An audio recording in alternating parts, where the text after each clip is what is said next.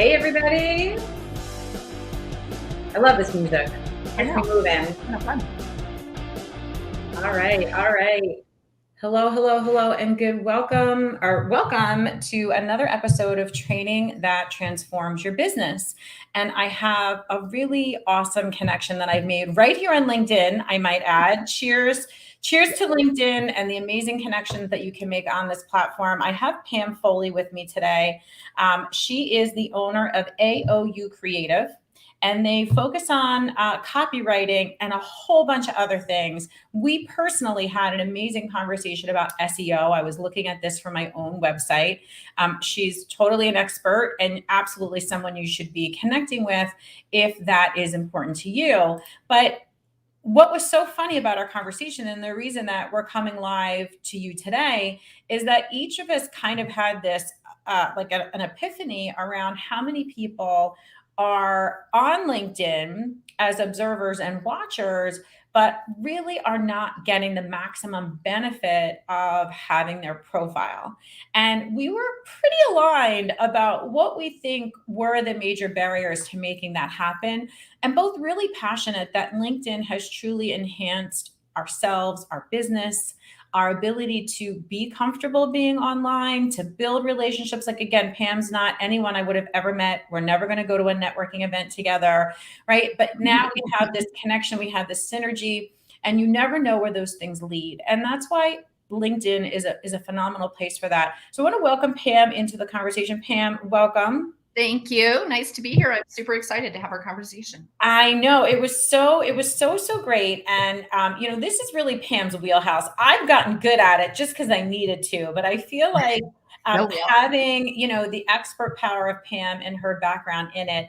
I'm going to turn it over to you for some like first conversations, but what do you think are like one or two things of the best value, the best reason to be here on LinkedIn when it comes to your business or anyone growing their personal brand? We can speak to it from any of those capacities. Yeah. I think the first two big things, I personally fill my pipeline on LinkedIn. At least 50% of new clients come from LinkedIn, which is amazing. So I think that's the first step. Did you say 50%? Yeah. How great is that? Yeah. So I think that if you're in a business where you want to grow, that LinkedIn has so much opportunity. I believe I'm not a LinkedIn guru, but I believe there's maybe 800 million people on LinkedIn. And why not find the people that are your people? I love that. I love that. And you said 58. I'm like just putting some comments here in the chat on the LinkedIn Live. For those of you that are joining us, say hello. But 50% of Pam's business begins on LinkedIn. Yeah. Wow.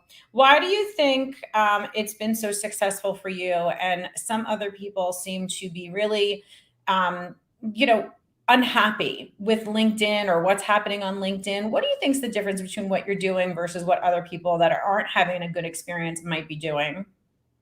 I think that to get started, you really have to be clear about what you offer, and even more importantly, who you offer it to, so that you're spending time not only creating what I would call the right content, but also engaging with the people that matter to your business and to the growth. So I think focusing on that made a huge difference.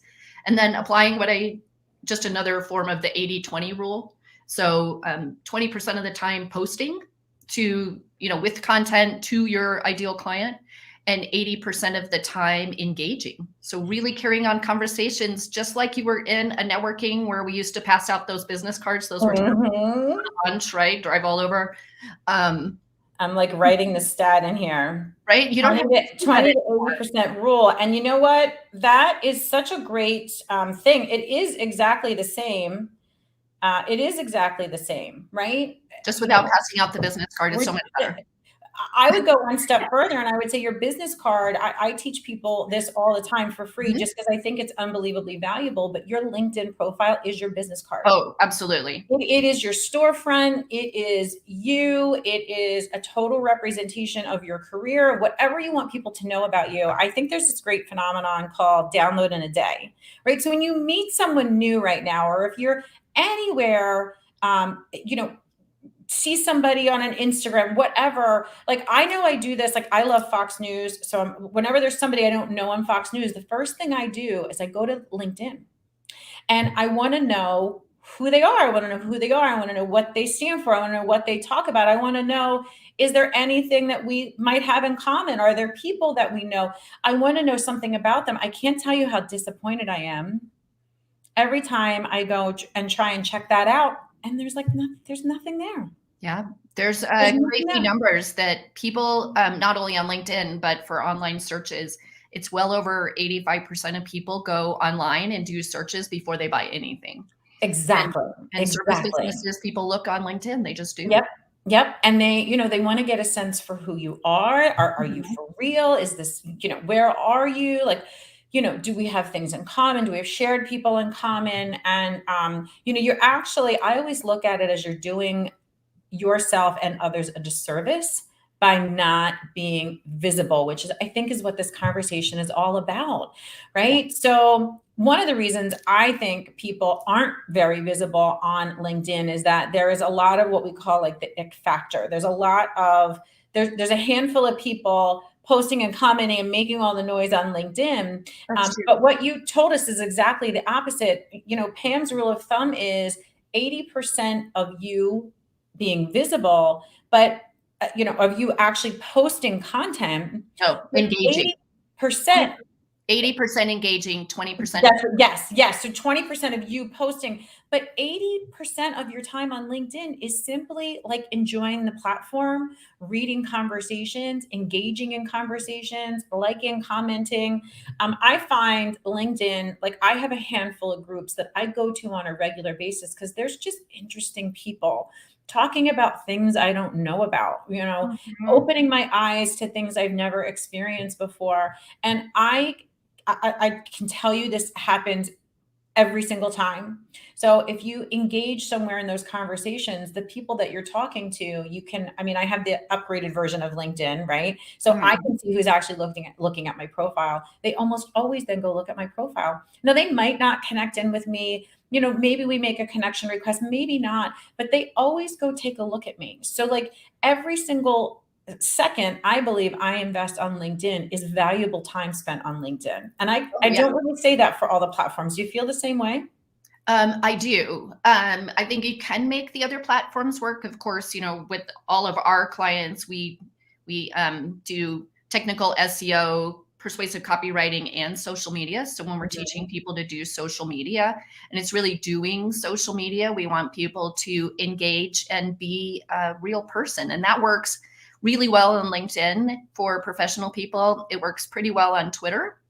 Mhm. It doesn't work as well all the time on Facebook and Instagram, but you can make it work the same way. Yep.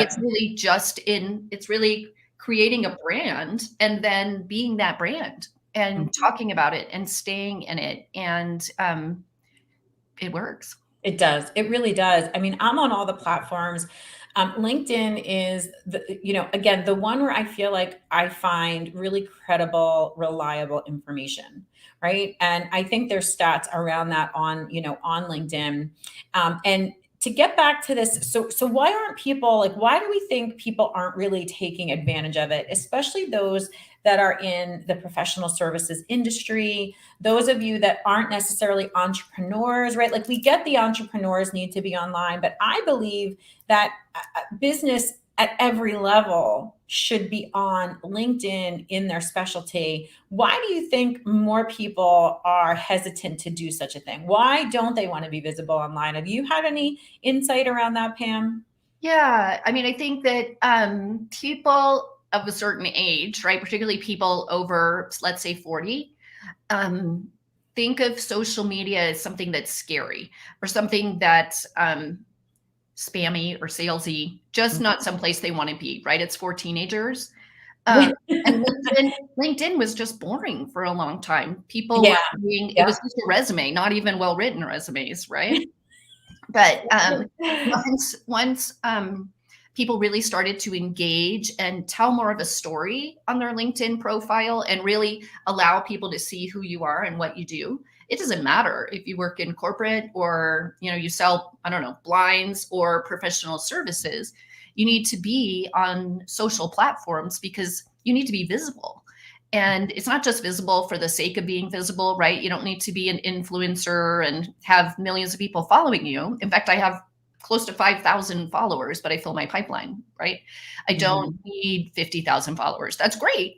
It's just not what I'm looking for. I'm looking for the right people to build my business. And if that's your goal, or your goal is to have personal brands so that you can move up the corporate ladder, then LinkedIn's the perfect place to be. But you have to optimize your profile. You have to engage. You can't lurk because there's lots of lurkers. That's kind of what you were explaining, right? And there's lurkers, and they're great because eventually they might become connections or they might even become clients, right? We've had that happen. But if you're trying to achieve a goal, lurking is not for you.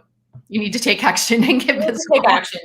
Yes. Right. And so, I agree with you. I mean, sometimes we don't know what to say. We don't know where to say it. I didn't know I was supposed to. I hear a lot of people, I think this is so interesting, but, and again, I don't know if this is a generational thing, but I grew up with this. I don't know if you experienced this, but there is a reality to the fact that you have to be able to speak highly of yourself in some way, right? If you're going to share something you've done, if you're going to, talk about an accomplishment, if you're going to talk about a win, even just to share a personal story, there is a belief within you that there's value in doing that. And I grew up, and many of us grew up in an environment where that wasn't really valued, right? Yeah. So if you were ever told you're too loud, too much, if you were women in particular, but like generation, like if you went to Catholic school, like I went to Catholic school, like that was bragging. That wasn't,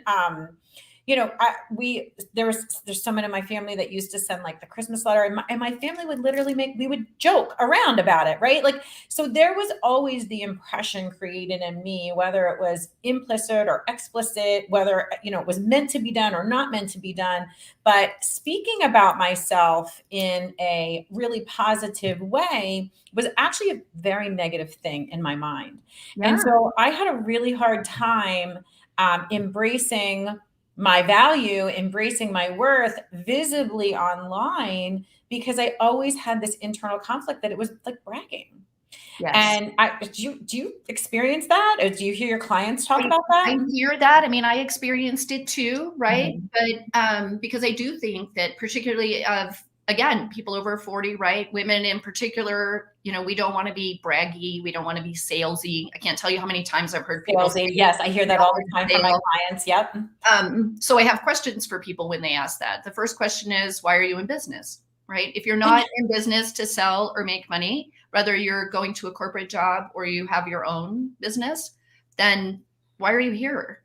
Right? That's the first question. And so the truth is you're in business to sell. Now, the second thing is that you can talk about your success in a way that's not braggy and not salesy. I think it's a very fine line. There are plenty of people who spam DMs, and I'd like to throw something out there. Please don't do that. Please don't DM me and say, or instantly say, hi, I'm Pam, want to buy this? The answer is no, I don't. And if I don't know you, I'm never going to buy, right? If you're going to spam me that, you wouldn't walk up to someone in a dinner party and do that. So don't do it here. Don't do it here. And I think that's I think you're hitting into a big, so it could be like a mindset within, but it's also a feeling you've experienced by someone else doing this to you, right? Yeah. For me, I feel a little bit differently, and I'll tell you how I just differ slightly from this. And I think we enjoyed this conversation. I know we did actually have this conversation. Yes, I think we should have this conversation right here, because I am a huge fan of like being your most true and authentic self. And I do not like when I get a request that says, I'd like to be your friend. I'd like to make a connection. And then on the heels of that is, I have something to sell you. That's incongruent in my opinion. But I have no problem. And I actually really admire the people that just are like, this is who I am. This is what I sell. Is this something you need? Right? Like there's no quicker, easier, faster way to get a yes or no. And if that's what you're out to do, I come from a real estate background, and one of the most successful real estate agents I ever met. And I mean, this guy sold more than anyone in a very concentrated Queens market. This is how he did it. He literally door knocked, and he went all day, right? And he went from house to house to house. He would knock on the door and he would literally say, "Are you thinking about buying your house or selling your house?" And it works, right? And he got the door slammed in front of him 99.9% of the time. But it's a law of averages, right? A 5%, 2%, 3%. That was fine for him. He didn't care. He was like a machine that way. And so I appreciate that. I really appreciate that. I actually have bought services online on LinkedIn platform because it was an immediate need I needed to solve. They knew it. They solved it for me, and I was very happy. I don't like the bait and switch. That's what I feel about that. Like, if you generally want to connect with me, I love a good connection. I love a good conversation. But if you really just want to, get on my list so that you can tell me about your products and services, then no thanks. Well, let me tell you what I think. What do you? So I don't think it's bait and switch. I think that the knocking on the doors, you're right. It works 1% of the time, 2% of the time, right? I spent 3 years as a realtor. I sold $40 million in property. I hated it.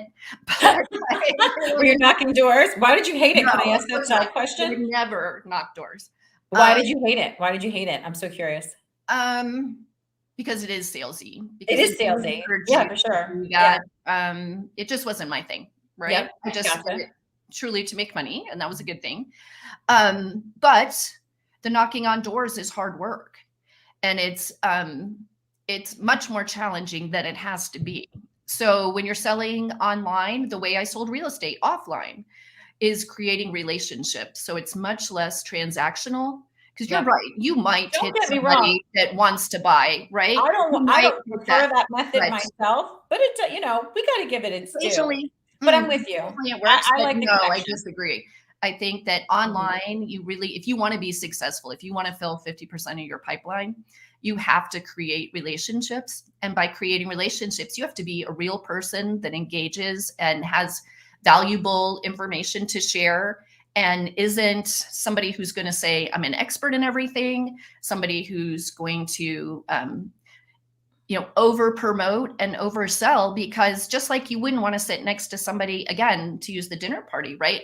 You wouldn't want to sit next to somebody who is only selling you. You want to sit next to somebody who you know. Yeah. And when you build this community and you build these relationships, that's a long-term sustainable strategy, and a sustainable strategy that'll take you to seven figures. Yeah. And beyond. But transactions, I mean, you're just banging your head on the wall. Who wants to work that hard? Not me. Yeah. I love your nuance in there. And I agree with you. If you want long-term sustainable growth, that's not as, I don't know if complicated is the right word, but as the door knocking, the connection is always the way. But period. Connection is always the way. But you can choose transaction. I mean, if you're in a business, and sometimes, listen, when you're a new business owner, like brand new, I think both strategies are vital, because brand new owners don't have enough business, and they need, they have a big urgent need to a lot of times just generate income in their business, and generating connections is a longer term, lead into it. So I love the nuance, and I do appreciate, you saying that, connections on LinkedIn platform really are the way to go. It is funny. I mean, I'm not a LinkedIn expert, but you can see the platform is playing with this. They have made ads available, and they have made it possible to start selling like you would from a LinkedIn from a Facebook, platform. But I really don't see a lot of people, or I haven't met a lot of people who are saying that's a really great strategy for them. I don't know if you feel the same. Paid ads on LinkedIn. Yeah. They are changing a little bit, and I think there could be value in those. We really focus on organic growth. Yeah. Because our goal is long-term sustainable growth, right? Because you want a business that's going to stay in business. So when we do social media for folks or teach people social media, we teach them a strategy that's going to keep them in business. That's awesome. And yeah. So why don't we send everybody off today with a couple of simple, easy, quick tips that you could do today that would position you to be seen on LinkedIn. And what are some of the easiest ways for people that might be feeling a little apprehensive, shy, nervous about making those first couple of posts or making those first couple of comments that would help build the bridge and get them started? Because LinkedIn is totally an amazing platform to be on. What do you think? I've got a couple, but I'll let you kick us off. Okay. The very first one would be optimize your profile. Mm-hmm. So if you have that blue, I think it's blue, might be pink, the blue picture that comes with your LinkedIn behind you, change it. Change it. You have a header. You need to tell your story on your about section. It's not your resume. I mean, truly tell a story, not just a list of what you've done, no matter what business you're in. And if you have 10 things that you do in your headline, that's too many, right? Nobody is going to read past the first. So what's the one thing that you do? The one thing? Yep. About optimizing your profile, and then focus on the one thing, right? I didn't invent the one thing, but it's one ideal audience for one offer for 1 year on one platform. If LinkedIn's your platform, focus on that and decide what your goal is. So if your goal is to get a new job, one ideal audience, one offer for 1 year. Yeah, that's on an one platform. That's an interesting point. Like, I do believe that that's like such a key tweak for people to consider, because I've done it myself. You know, you put your offer out there, like, oh, that doesn't work. Yes. You know, 3 weeks later, like, that didn't work. Right. So, like, right. Like, stick with the one offer and give it the time it needs to get good. Things aren't great in the beginning. Like, I always, it's a minute. It takes a lot of minutes. You know, there's a Rubik's Cube of like right church, right pew, right, you know, and you have to keep making those little pivotal tweaks to get you there. And if you quit after 3 weeks, you're never going to get there. You know, changing offers doesn't get you quicker. It actually just extends the time frame. I've done that more than once. Oh my gosh, me too. I'm like the queen of that. Believe me, I've tested all of these. It is harder to play. It just takes time. Yeah. And if you want to be in business next year, do stuff that's going to get you there. Yeah, I love it. Okay, I'll send someone off with this is my absolute favorite. I love to find people, communities, companies that are really meaningful to me and places where I know my clients like to go. So I do this for a couple of reasons. One is it's conversations I want to have. So the information is interesting to me. I'm personally learning and growing simply because I'm on like this particular channel. You're more engaged, which is amazing. Yes. Thrive Global is one of my favorite. There's a lot of people on that channel. There's really interesting conversations, and I learn a lot of things for myself. It's also where I go to get topics that are interesting to other people.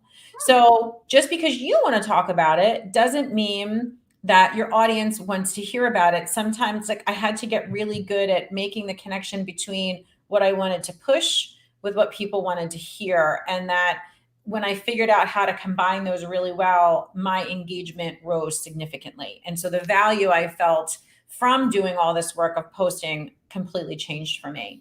That's clear on your ideal client. That's essential. Yeah, clear on your ideal client. And then how does what you do connect to them? Because the way you talk about an expert is not the way your client is asking or looking for things. Too much. We always say it's not about you. It's right? not. It's about your ideal client. So we always laugh about that. It's kind of the reverse of dating, right? Yep. And then, like I said, you know, I always get profile views when I comment on other people's posts in conversations that I enjoy being a part of. So a lot of times, like you're like, how do I start a conversation on LinkedIn? Just like that. Just imagine you're at a dinner party and you're sitting next to them. What would you say? Just like that. And, you know, it is the progress over time. So There is a belief that I only have, 200 connections. I only have five. Right. Take that word only out of your vocabulary, because it's not a quantity, it's a quality. And, is your goal really to have 50,000? It's not really necessary to run a business, especially if you are new or emerging, right? Or even crossing that 7, 8, 9-figure mark. You don't need more than a few thousand really good connections on LinkedIn who know you, like you, value you, same thing, to really build and grow a thriving business. So that's my favorite. I love communities. I love groups. And I never know whether these things are true. Pam, maybe you know better, but I feel like you always hear like all the algorithm truths, right? And the one I hear lately, I have a lot of like groups that, I belong to, and we talk, strategy and have some fun conversations. And what they're saying is that the algorithm this day is slanting your content towards the more you contribute to others. So Absolutely. test this for yourself, right? If you're just posting and you're not seeing a lot of views, spend a week not posting, but commenting, and see if the views change on your posts. That's what I'm being told is a big Oh, part no, of that's it. always been true. So All right. that's I have no idea. I don't want to spread false 20% information. posting, 80% engagement. Engagement is commenting, giving value, not saying thanks or great advice. It's truly being in the conversation.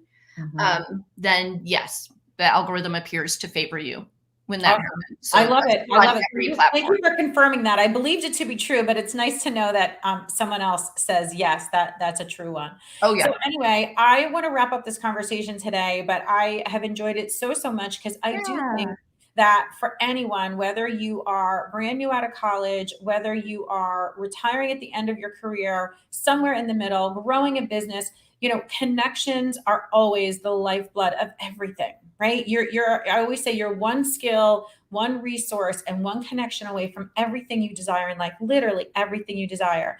And I am always amazed by how often, when I remember to ask for things that I need, that somebody I know knows it or can connect me to another person. So, even if you're not here to grow your business, right? Growing your network exponentially is a way to truly drive joy in your life, which is always something that's really, really important to me. So I don't know, Pam, last words for you. Anything that you particularly love about LinkedIn and are just so grateful for it every day? So grateful for LinkedIn. Mhm. I love the way it helps me build my business and our clients' businesses. It's one of the social platforms that we use on a pretty regular basis as we build visibility for mission-driven businesses. Awesome. I love that. I love that so much. So again, Pam Foley, copywriting, SEO, social media. Her company is dynamic. They're amazing. They do a great job. They've been in business a long time.